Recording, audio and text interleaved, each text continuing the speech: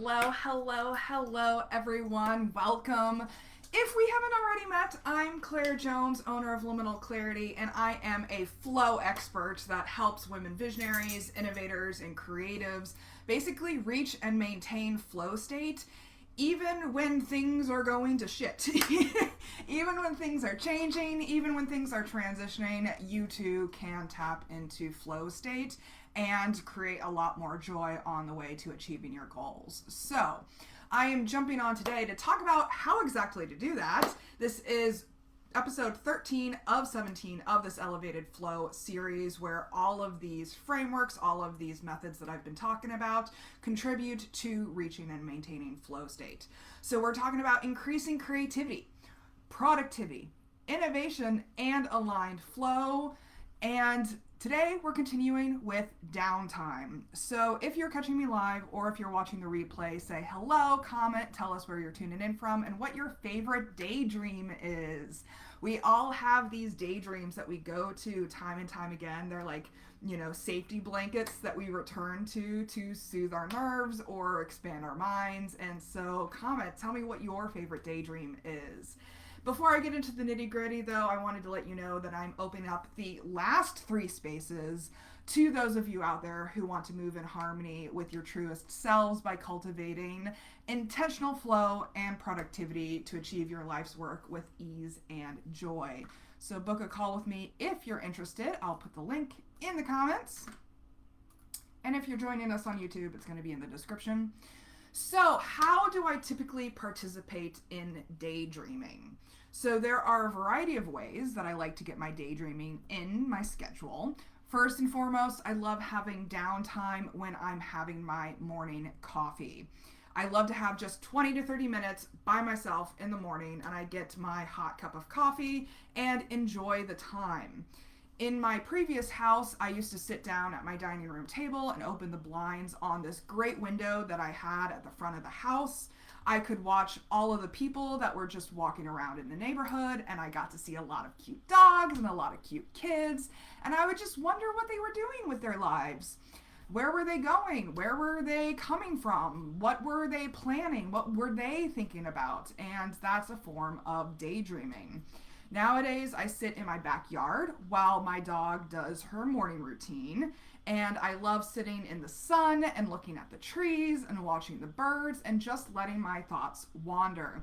I'm not ruminating on anything in particular. Sometimes I am, but I've cultivated the skill set of letting my mind wander over the years so that I don't get stuck on a particular thought process and just kind of move on to whatever comes up next. This is my time for checking in with nature. This is my time for checking in with me, and I do it every single morning. When I'm in public, I actually do a lot of people watching. That's another form of daydreaming that I participate in.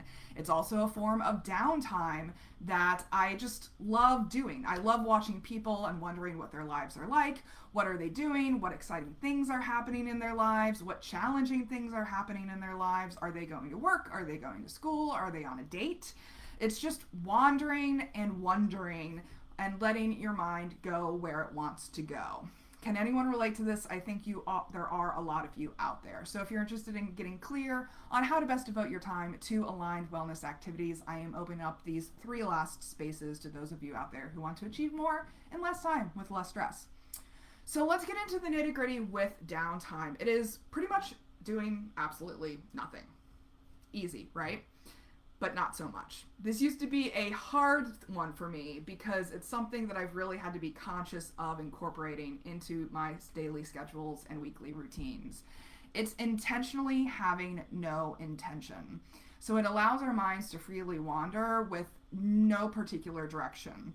It's letting your brain tap into something called diffused cognitive processing.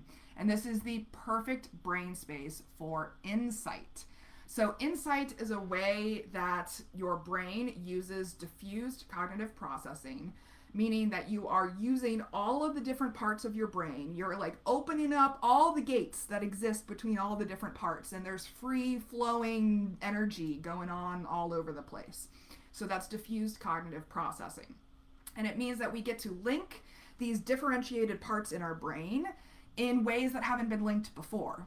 So insight is really important when you are trying to come up with new solutions, new ideas, creative insights, anything that you are looking to find solutions or fixes for. And this allows you to come up with ideas that are more creative and more innovative.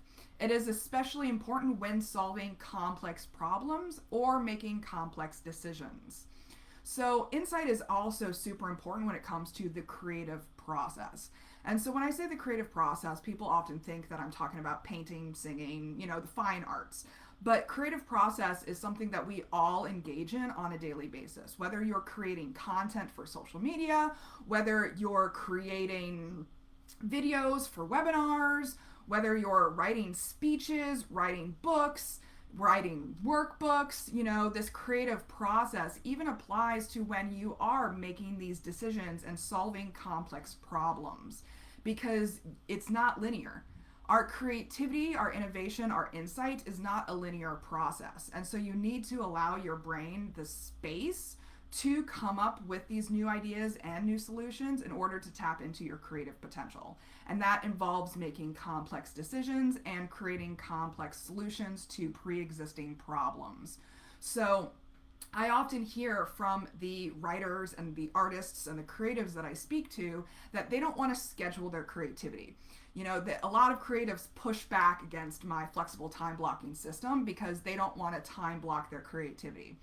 But there is a way to use it in a way that you can schedule creativity time. And creativity time doesn't always mean doing. Sometimes it means thinking. Sometimes it means processing. And there's a lot of shame out there when it comes to people putting their expectations onto the creative process. Like, I came across a TikTok the other day of someone who has ADHD, and they're a writer, and so they have certain routines that they go through when they're approaching a deadline for a writing piece. And their partner, their husband, was actually kind of making fun of them for procrastinating while they were supposed to be working on a deadline. Like, they go around the house, they water their plants, they vacuum, they might do some tidying. And a lot of people classify this as procrastination or avoiding the deadline, when really you're allowing your brain this diffused cognitive processing. Because if you are vacuuming, if you are watering your plants and letting your mind wander during that process, like it's an automatic activity, your actions you're doing are on autopilot, so that frees up your brain to tap into the diffused cognitive processing space that facilitates insight. And so this is actually super helpful for the creative process, is going and giving yourself this space so that your brain can come up with new ideas, can come up with new solutions. And so sometimes creative time is daydreaming time. This is why I am such a creative person, because I give myself the space to let my brain come up with ideas. I come up with ideas all throughout the day because I have predetermined daydreaming slots throughout the day so that I can tap into that energy. And if you are in the creative flow, if you do find yourself, really into creating something, a piece of content, a speech, a workbook, a writing, or even if it's just coming up with a solution to a pre-existing problem, then you're free to stay in that space.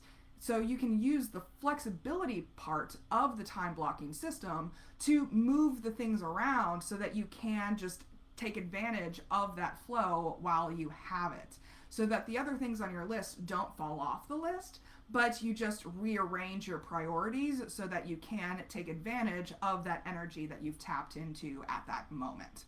And so insight is super, super, super important for tapping into flow, tapping into creativity, tapping into innovation and novelty, new solutions, new ideas, coming up with these new fixes to pre-existing things. So if you're not allowing yourself your brain, the space and the time to downtime, you aren't really accessing your full creative capacity, and you aren't able to think of new solutions to the same old problems. So downtime can occur between scheduled activities, or it can be an activity within itself, as long as you disconnect from your linear, intentional focus on your environment. That's why sometimes you get the best ideas when you're in the shower, when you're driving, when you're gardening, because it's an autopilot activity for you, so that frees up your brain to tap into this diffuse cognitive processing space. And so a recommended action item is to create one block of time, at least 30 minutes a day, to just be with no particular intention. And an easy way to do this is to let your mind wander as you have your morning cup of coffee or sit on a park bench during your lunch break without looking at your phone. Maybe I've heard of people using games, like really simple games on their phones to tap into that autopilot kind of space, but I typically don't recommend using your phones when you are tapping into downtime or daydreaming. Maybe keep a notebook close by so that you can jot down the ideas that come up, but you're really letting your mind have this free roaming space to tap into. Just absorb your environment and let your mind wander. Don't focus on anything in particular and let things unfold naturally. So how much time do you spend throughout the day just taking a moment and daydreaming, or taking a moment and letting your mind wander with no particular intention? And that's pretty much it for today. So if you're interested in learning more, book a call with me. Let's talk about the best way to create a custom mix of mental, emotional, spiritual, and physical support practices that combine the powers of neuroscience, astrology, spirituality, and wellness practices so that you can tap into flow state and reach and maintain it even in times of change, stress, or transformation, and achieve your goals while having way more fun in the process. So I can't wait to support you all. In the meantime, please join me for more of these Facebook Lives where I'll be doing a deeper dive into each of these areas and providing practical tips, tools, and recommendations.